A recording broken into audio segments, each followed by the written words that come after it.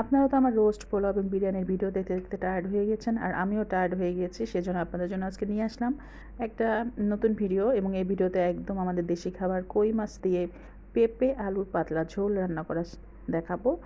আর এখানে আমি সব রকম মশলা দিয়ে পেঁপে আলু ভালো করে আগে কষিয়ে নিচ্ছি। আর এখানে আগে থেকেই কই মাছ ভেজে রাখা হয়েছে।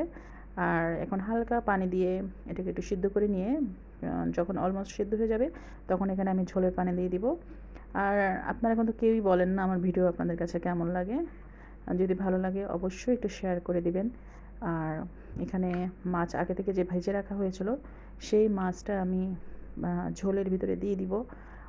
ঝোলে দিয়ে এটাকে এখন খুব ভালো মতো ফোটাতে হবে।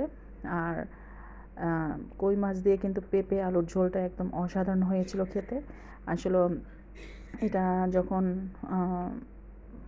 এটা যখন একদম ঠিকমতো রান্না হয়ে গিয়েছে, এটা কিন্তু একদম নাইস একটা কম্বিনেশন ছিল।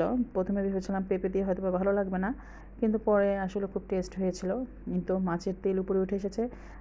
শেষে ধনেপাতা ছিল না, সেজন্য ধনেপাতা দিতে পারিনি, আর দিয়েছে কাঁচামরিচ। আর আমার পেঁপে আলু দুটোই সিদ্ধ হয়ে গিয়েছে। আর এই ধরনের রান্না কার কার ভালো লাগে, আমাদের দেশীয় খাবার কার কার ভালো লাগে অবশ্যই কমেন্টে জানিয়ে যাবেন। ধন্যবাদ সবাইকে।